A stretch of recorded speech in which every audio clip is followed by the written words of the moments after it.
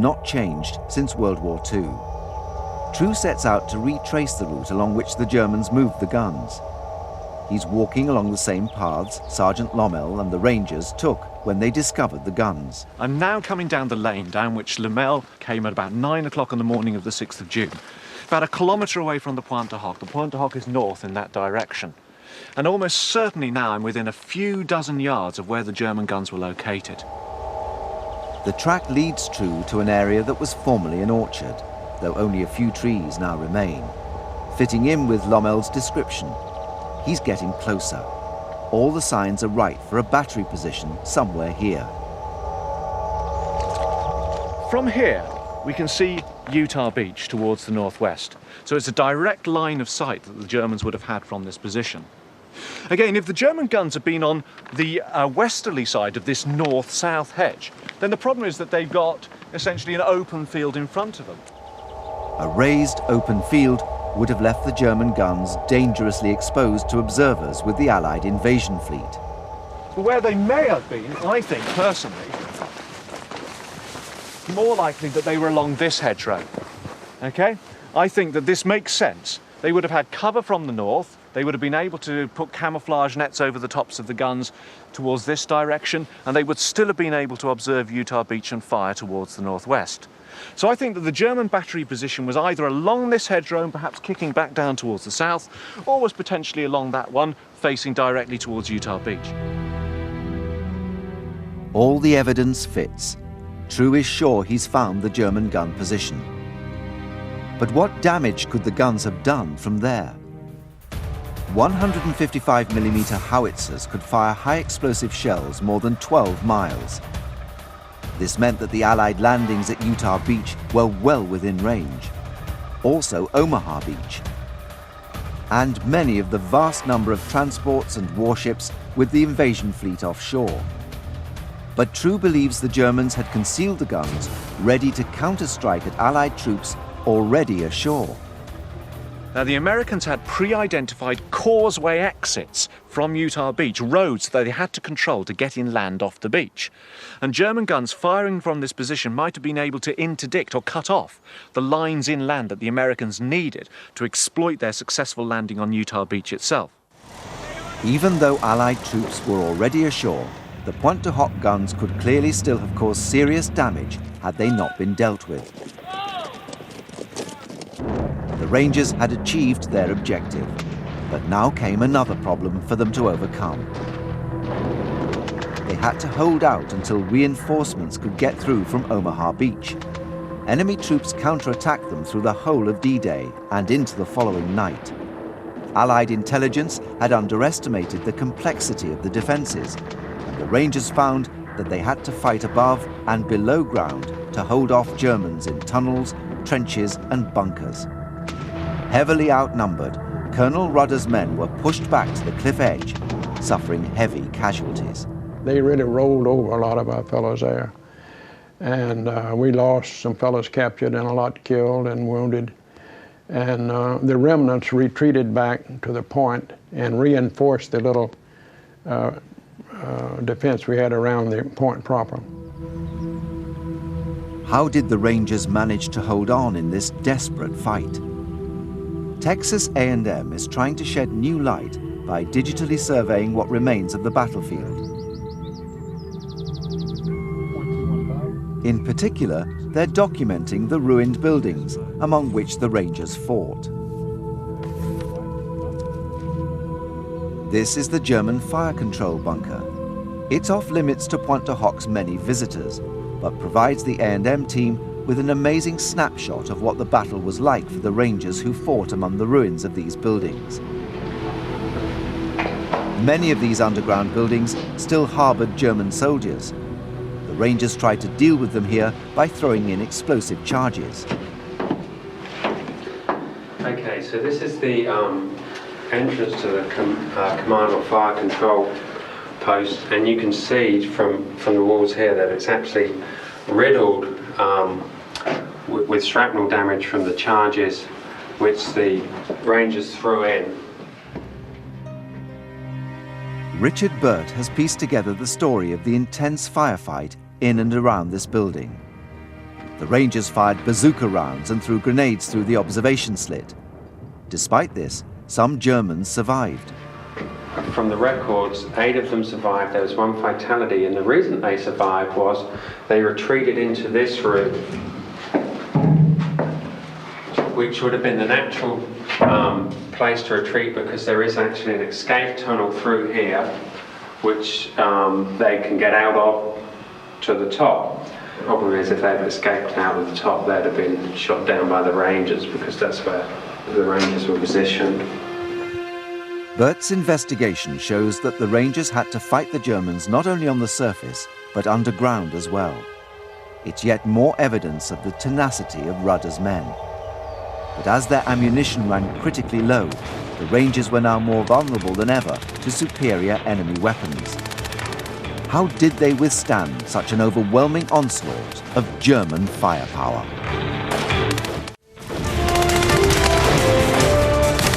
German counterattacks hit back hard at the US Rangers in the ruins of Pointe Du Hoc. The US troops were outnumbered, and worse, they were up against a German weapon of terrifying power.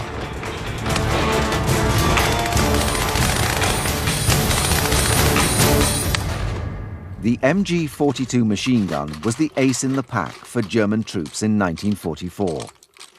British Army Major Tim Saunders wants to see for himself exactly why.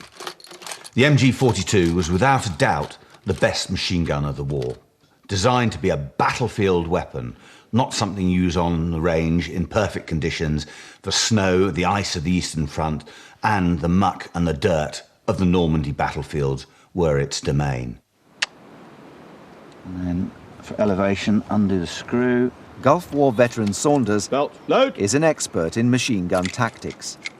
He'll use this knowledge to assess the effectiveness of an original MG-42. Right, lay it on.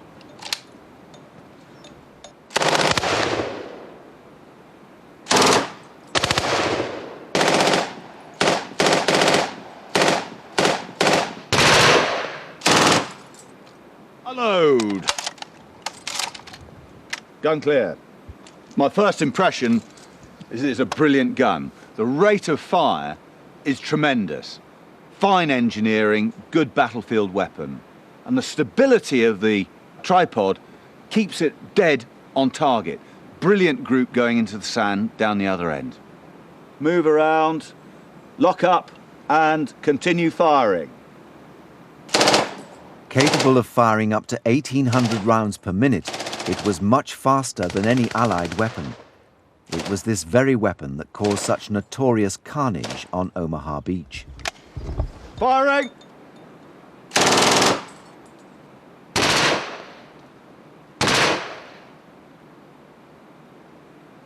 A couple of bursts fired at this particular barrel, and you can see the small entry holes, remarkably small. And if this was the front of a US Ranger, you know, you get a small hole like that. But look here, round the back, as the energy is transferred from the bullet into the body, you get these explosive wounds, and the Rangers would have had hideous wounds on their backs. Large areas of flesh literally blown away. The Rangers themselves had only light weapons. In the face of such devastating firepower, how were they able to hold on without being wiped out? Saunders has a theory. He believes it's not so much the guns themselves, but how they were deployed. To work it out, he conducts a survey of the German defences. No German records survive, so Saunders works from the Rangers' intelligence maps. He finds the Germans placed their MG-42s in concrete emplacements, known as Tobruks. These concrete positions, fairly small, contain the gunner and his ammunition number, provided them with shelter and with a mount for their machine gun. Inside the mouth of the Tobruk would be a steel ring, and around this the mount could traverse 360 degrees and, of course, elevate so that it could engage aircraft. So it was a multi-purpose mount. Tobruks enabled the German gunners to fire in prearranged fields of fire to dominate any attack. The Tobruks sighted around the perimeter at Pointe Du Hoc were dug into the ground so that the machine gunner with his head out of the Tobruk and firing was literally only just above the ground. When the Pointe Du Hoc defences were laid out, the billiard table clifftop terrain was ideal. But after Allied bombing and shelling, it was a very different matter. The scene that confronted the Germans was of craters, some of them as close as 10, 20 yards. And these craters provided cover, and the mounds of earth thrown up by the explosions obscured their field of fire. And in fact, many of the Tobruks had been tipped over because they didn't have wide enough base. Allied bombing meant that the once flat clifftop was transformed into a cratered moonscape with piles of earth ripped up by explosions. Even if their Tobruks survived, the German gunners found themselves fighting at ranges of just a few yards, negating the advantage of the MG-42. Poor old German was faced with the prospect of being attacked one-on-one by small groups of Rangers, darting from shell hole to shell hole. Meanwhile, somebody off to a flank is actually shooting at you. And that in itself puts you off your aim and makes you think, should I put my head down? Ooh, that one was a bit close. And your performance as a machine gunner is reduced. This was not going to be the battle the Germans planned to fight. Through his research, it becomes clear to Saunders that the Germans faced another disadvantage during the fighting. Overnight, the Germans were pushing forward and the Americans had to fall back into the original perimeter of Pointe Du Hoc. And they really made use of the remains of the German fortification, the remains of the minefield and the remains of the barbed wire, and of course, those fields of fire. Not as good as they were, but by careful sighting, probably away from the Tobruks, they could still produce something that was worthwhile, that enabled them to keep the Germans out. The Germans were hindered by having to attack through their own defences to get at the Rangers. Rudder's men clung to their positions for more than 48 hours before their mission finally ended. By about midday on the 8th of June, the relief force from Omaha Beach finally arrived here. Of the 200 or so men who landed here on the morning of the 6th of June, by the end of the battle, probably only about 40 or 50 hadn't got a wound of some kind. And of course, dozens had been killed or captured by the Germans. So they'd accomplished their mission, but at enormous cost. How did the Rangers pull off this amazing victory? Pointe Du Hoc's defences, like many of the Atlantic Wall fortifications, were weaker than they appeared. Heavy Allied bombing caused parts of the cliff to collapse, aiding the Rangers' initial assault. Though Allied intelligence failed to detect the Germans had removed the guns from their emplacements, the Rangers' training and leadership gave them the flexibility to react to this setback and destroy the guns. Finally, in the desperate closing stages, the Rangers were assisted once more by the effects of the Allied bombing, which rendered the Germans' superior weapons less effective. What the Rangers did on D-Day was to destroy a German battery on the Pointe Du Hoc, which otherwise could have fired on American troops landing on Utah and Omaha Beach. To that extent, they saved hundreds, perhaps thousands of American lives. The assault by the 2nd Ranger Battalion on Pointe Du Hoc is a classic operation by a specially trained force. It captures a great deal about the imagination because it is so extraordinary, and it was considered to be also necessary for the success of the D-Day landings in the American sectors.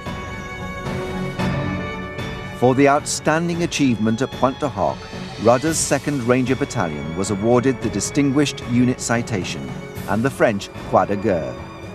It remains one of the most celebrated of all Allied actions on D-Day.